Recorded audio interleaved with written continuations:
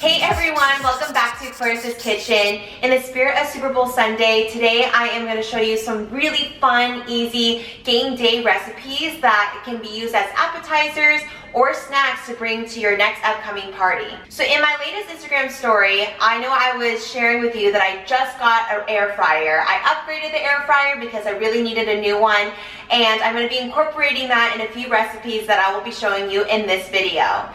So if you continue to watch this video and you're interested in buying the air fryer, I had provided a link right down below in the description box, and it will send you directly to that page where you can purchase that air fryer. And for those Amazon Prime members, you'll know that you'll get that air fryer in 2 days. So no need to worry on it not being sent in time, and you'll be able to use it on game day and being able to cut half the time so you can spend more time with family and friends and of course watching the game.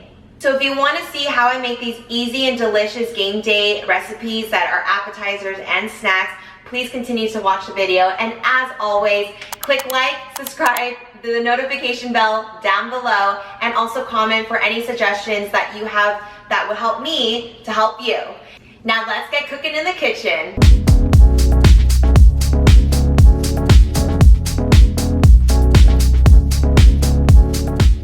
So in this recipe, I just used 2 sweet potatoes, but given the party size, if there's maybe 10 to 20 people that are coming, you're probably going to want to have about 5 to 6 sweet potatoes that are medium to large size.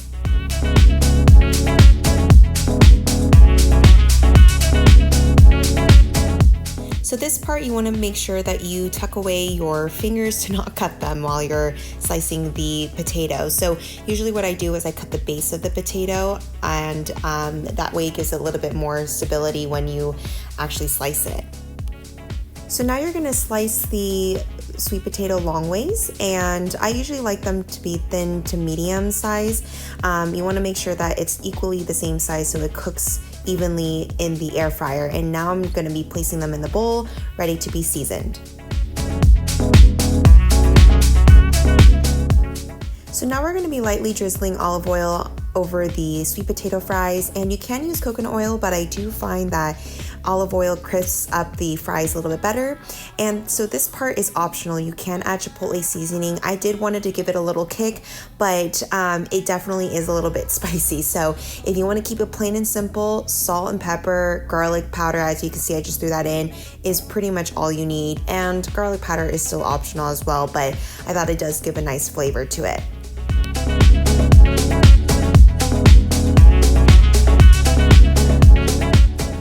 So here's my favorite part of the recipe, the most simplest way of cooking in the air fryer. I'm lining up the sweet potato fries with a little bit of space in between, because if you do overcrowd them, they do tend to sog, and you want to make sure that they crisp up really nicely. And then I'm going to be adding them into the oven for 350 degrees, 20 minutes in total, but 10 minutes on each side, and making sure that you flip it halfway in between. So this sauce is not only simple, but it's absolutely delicious. I added 1 part ketchup and a little bit of sriracha as desired, if you like spice. 2 parts of veganese, which is vegan mayonnaise, and you get that at your local grocery store or supermarket, and mix until smooth. I kid you not, it tastes like an In-N-Out spread without the dill pickles in it. It is so good. It can not only be used with fries, but you could dip anything else like veggies, or if it was a burger, or these little burger bites that I'll be making up next. It's so good, you have to try it.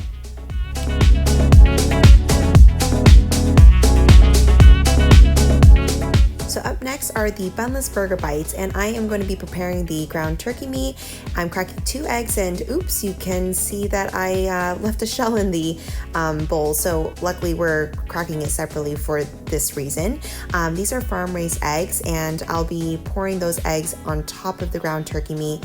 Now I'm using 2 pounds of ground turkey, and I think this is a pretty good amount for a party size of 10 to 20 people or so, because each person may have 1 or 2 of these bun-less burger bites. I added salt, I added garlic powder, and then pepper. So I mentioned in my last video, I love black pepper. You can never go wrong with it. So you can see I'm continuing to add more, but go ahead and mix it all together. You don't want to mix it too much where you lose the consistency of the texture, but you do want to make sure that it's mixed and combined pretty well.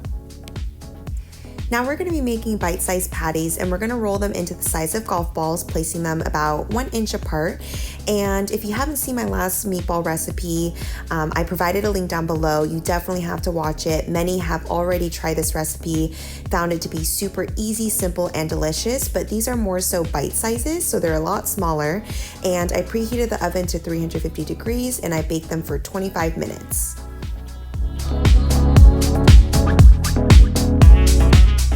So for this recipe, I use butter leaf lettuce. You can use romaine lettuce.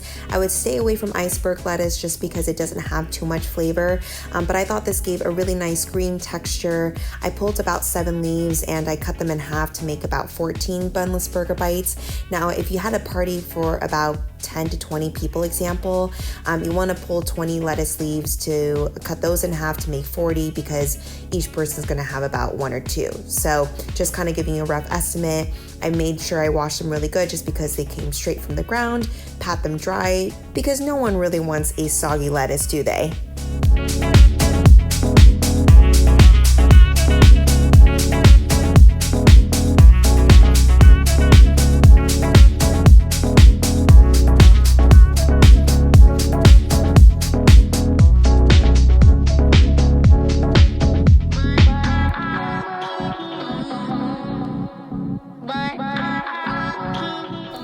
Now here's the fun part. We're going to be assembling everything together. So first is the butter leaf lettuce, tomato, pickle slice, and then the bite-sized turkey patty.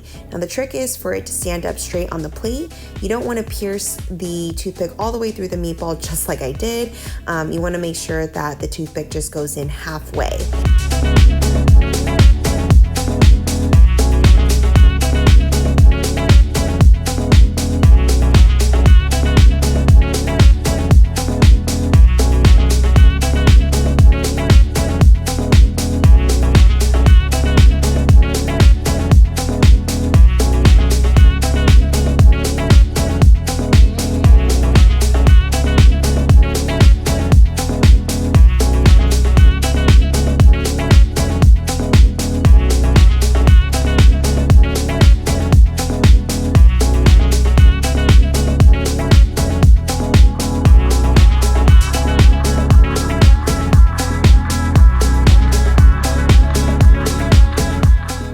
So now we're going to prep the wings, and usually when I go to the store I try to find pre-cut wings just to save some time, but in this case I did not, and that's okay because at least you can see me making it from home and how I separate those wings.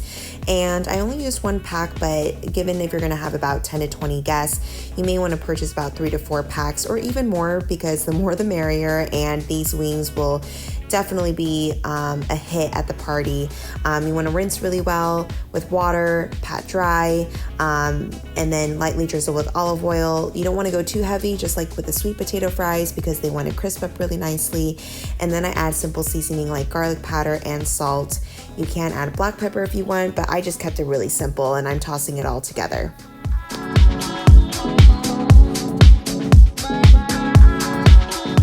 So here's my favorite part again, using the air fryer. I was able to put about 8 wings in the air fryer with a little bit of space. You want to make sure that it crisps up really nicely. And I preheated the air fryer to about 360 degrees. I baked it for about 20-25 minutes. I think I did 25 just because I like them a little bit more crispy. And you're going to want to flip them halfway through about 10-12 minutes in. These wings look so delicious, so I'm glad I did them extra crispy because it does hold up the sauce pretty well. And for the first batch, we're gonna be using Frank's Red Hot wing sauce, and you can tone down the spiciness with ketchup. Instead, in this recipe, I actually just poured it on top of it without the ketchup, but feel free to do so. It's definitely something I actually do a lot. And now we're gonna be just tossing it all together.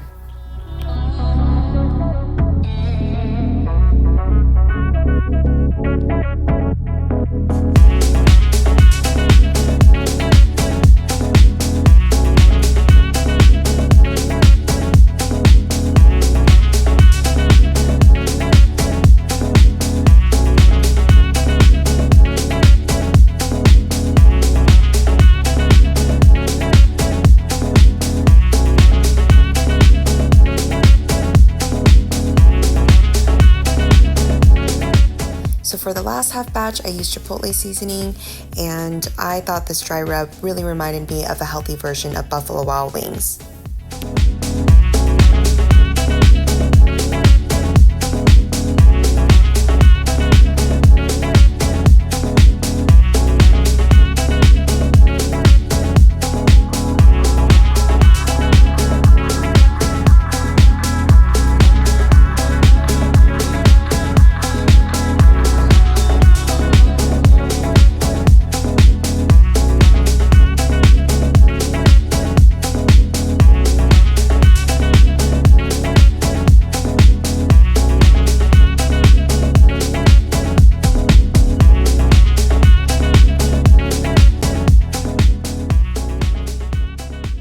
There you have it, a few easy game day recipes that can be used as appetizers or snacks for Super Bowl Sunday.